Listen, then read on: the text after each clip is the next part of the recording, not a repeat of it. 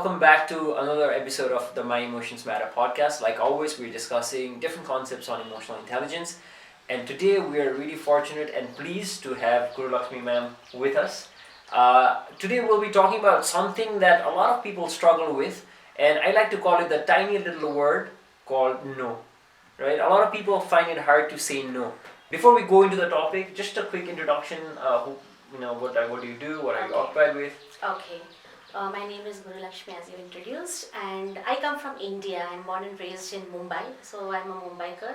Here in Nepal, in Kathmandu, I teach in KUSOM, ACE, and a couple of more colleges, and I am associated with a consultancy firm, and I do management consulting. So that's it about me. Okay. Professionally. Again, thank you so much for being here with us.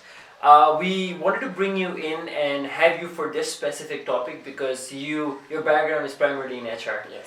And that involves dealing with a lot of different people, and whenever I say different people, I can already think of different thoughts, different preferences, different values, and sometimes, or most of the times, those needs and preferences could be in conflict. And that's where we want to say no, but we also don't want to come across as somebody who probably comes across as arrogant or wants to say no right away, right?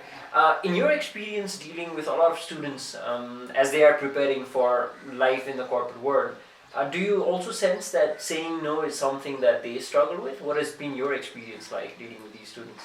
Why take example of students? No, everyday lives we all struggle with saying that's no. True. No? That's Why true. only limit it to students? Yeah. So we all if I have to tell about me, I am a mature adult. It's so difficult for me to say no many times. Professionally, it might be less difficult. Personally, it is extremely difficult, and I have landed in situations, very embarrassing situations, where I could not say no. I have said yes, and it created a mess. Right. The reason I said students was because a lot of times we feel that these skills come to us naturally, maybe in some ways, but I think something like this has to be worked upon, from an early age, maybe, because I see that culturally this is a barrier for us. Because we live in a very collective society, it's really hard to say no, right? When we're with parents, and like you said, of course, personally as well. Something that I've also struggled with a lot in my life as well, but something that I've had to work with. But generally, why do you think that is the case, though? Even though I feel like I should be saying no, I end up saying yes, and then I create problems for myself, right? See, like you said, we come from a collectivist culture. Okay, Yeah. so for us, relationship is very, very important. Right. So there is this misconception that if we do not agree to someone, or if we say no to someone, the relationship will get affected. Yeah, true. And we pay high importance to relationship. Right. So that is one primary reason. And right from our childhood, we have been taught that we should be empathetic, we should be compassionate, we should think about others. Right. You should know all these things somewhere in our back of our mind have given us this notion that we should say yes, and saying no, of course, which is a misconception. Right. Saying no will affect our relationship, and the fear of being, like you also said, that because come across arrogant. Yeah. The fear of being labeled arrogant, or labeled fear of being being misunderstood, is what prevents us to say no when we should be, ideally. Right. And this is, of course, we teach in colleges. Assertion skills are something similar to it. Right. And because it's a skill, it is taught. Right. It doesn't come with you. It's a skill. Yeah, true. So that's the reason I can think of, because relationship matters for us. Yeah, true. I think another angle to this, the way I've reflected over the past couple of years is, although I absolutely agree with what you're saying, I don't want to come across as arrogant, or I want to keep the relationship intact, so I am afraid of saying no, right? But what I've also realized is by saying yes when I did not mean to, I also give myself that burden of having to be somebody that I don't necessarily want to be. Yes, of And course. that gives me additional pressure, and then I think that also over the long run, I think that also risks the relationship, because I think the other person can tell whether your heart is fully into whatever you're doing or not.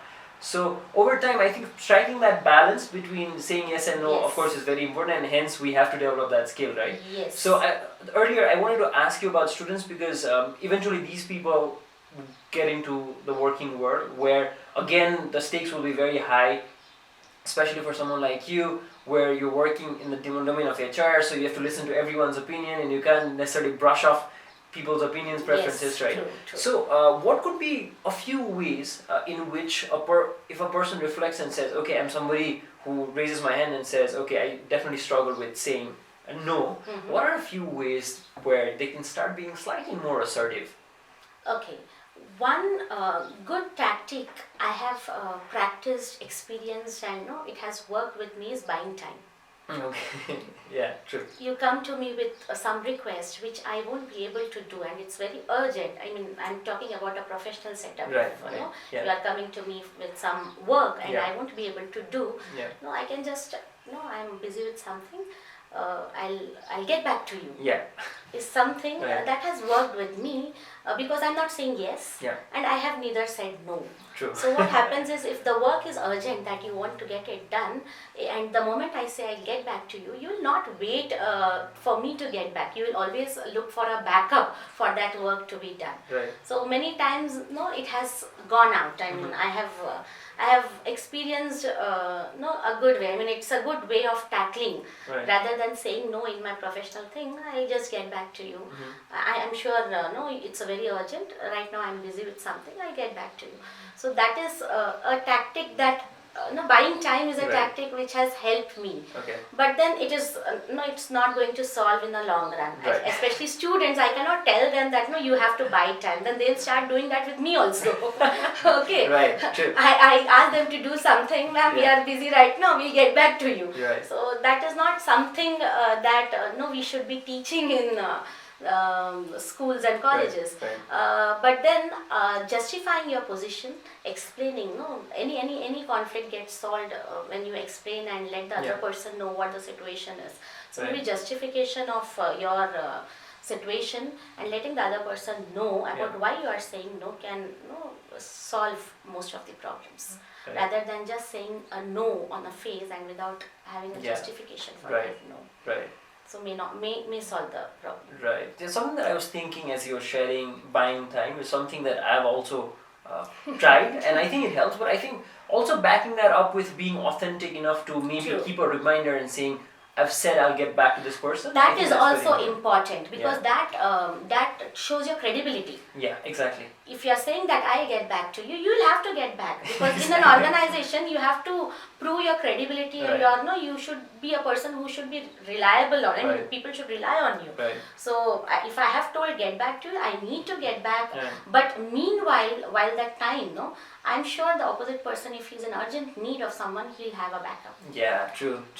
And I'm also a firm believer that being able to say no is also important, because when you can say no, then I think then your yes actually means something, right? True, Because if true, you're going true, around true. saying yes to everyone True. and not backing that up with credibility, like you said, True. I think that also creates True, problems in that sense. Yes, you should be able. Also, I mean, it also depends on the kind of person that you are. No, if you are a person whose emotions can be easily taken for a ride, manipulated, Right. people will get to people will make you say yes. Right. They'll emotionally blackmail. We have seen so many Right. cases. In fact, I have also had so many cases. But people have been taken for ride just because they are too emotional. They are not practical. They don't think about many things. Yeah. So it also depends on your locus standi and your personality per se. Right. But if you come across as a person who is very very reasonable and genuine, and people know that you are saying no means that is genuine, you are not Right. making excuses, Right. then your credibility increases and people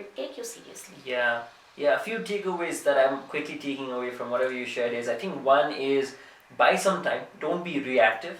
Yes. Respond. But this buying some time, I would not suggest it for students. Okay. I mean, it's not for students. Professional life, when you are burdened, you have to prioritize, Right, right. And your work is on priority.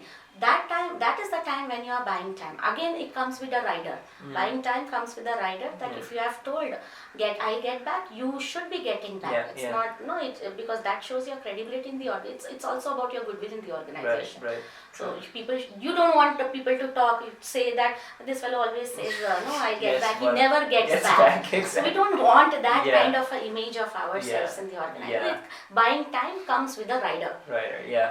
But then, if you were to give a few tips for, let's say, viewers here who are students, because I'm thinking more in terms of, okay, maybe they might not necessarily be working already, but I think being able to see to maybe peer pressure in some ways, where you don't want to go to a certain place because you don't necessarily have the money or you don't have the willingness to go at that moment. True. So in those cases, what could be a few things that they could do for our younger listeners? See, being assertive is a kind of push strategy in interpersonal communications. It is a push strategy that's what we teach. So for students, the best is justifying your position. That is because as students they are also adults. When you tell and justify your position of why you are saying no, the other person, if he's mature enough and if he's genuine, reasonable enough, he should understand the first person's position. It's not that we are not kids. I mean, somebody says no, I am cut tea with you, and that is not the situation. We are all adults. So if somebody is saying no, it has to be genuine. While the other person justifies, the next person should be able to be in a position to understand. No, it should not become a tit for tat. You have said no to me, come for some work to me, and I am also going to do the same thing to you. That should not happen. So I will always advise students, if you are going with a favor to someone and if somebody is saying no, don't react immediately. Just find out why, what that person is, what the situation that person is, and then try to understand. You should not immediately draw a conclusion that this fellow is not helpful or is arrogant. You should not be misunderstanding that and keep it in the back of the mind and then wait for that person to come to you. No, that's not good for a good working. It's not a healthy relationship. I really like how you put it, because as you were saying, I was trying to relate that with sales as well, because I'm somebody who looks into sales and I get a lot of no's. Right, and I think sometimes the way I've come to see no's from now is the way, because as you were sharing, I was thinking about, it's all in our interpretation as well. Why we think the other person is saying no, and a lot of times we assume bad intent on the other person's part, which may not necessarily be true. Of course, yes. If I am a part of an organization and I am into HR, I have a certain budget for certain projects, right? And these budgets are already predetermined.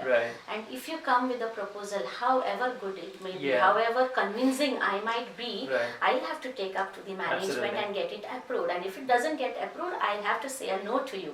I do not have a personal enmity with you. Or and it's so easy to feel that, to take you it feel disheartened. No, I have not got Exactly. So one thing that I personally do, just wanted to share this with our listeners, is I try to think about two things. Maybe just assuming, in a lot of ways, assuming good intent is one. Maybe they're saying no because either they're saying not right now, because right now might not be a good time. Exactly. Or they're saying not in this form, or maybe there could be some other ways of doing it. If there's somebody who's listening who says, all right, I think I see myself as somebody who's struggling to say no, and I want to take that small step.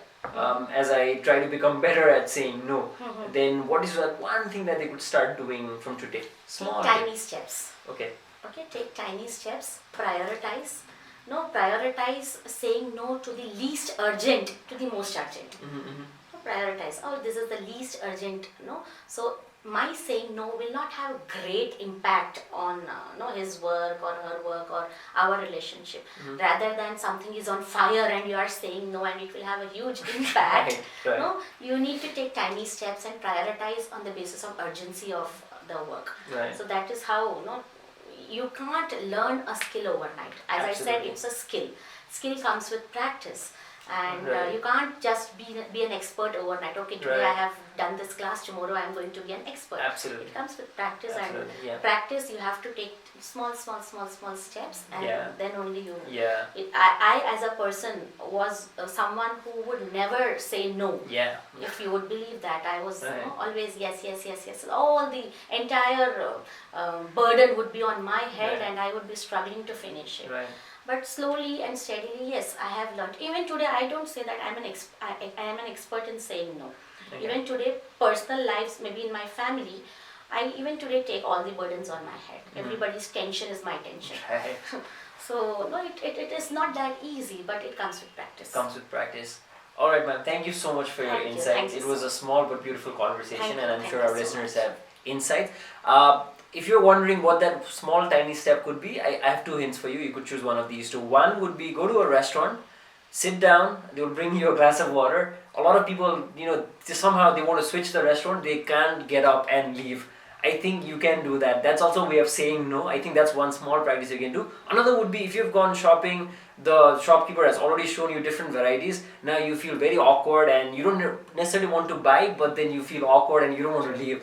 I think the stakes, like ma'am said, would be very low in these two situations, and I don't think it would be a matter of life and death if you left. So I think that those could be one of two options where you could try, or you could come up with your own option. So just putting it out there. Alright then, thank you so much for tuning in to this week's episode of the My Emotions Matter podcast. We'll be back again next Tuesday at 8. And until then, see you and have a great week ahead.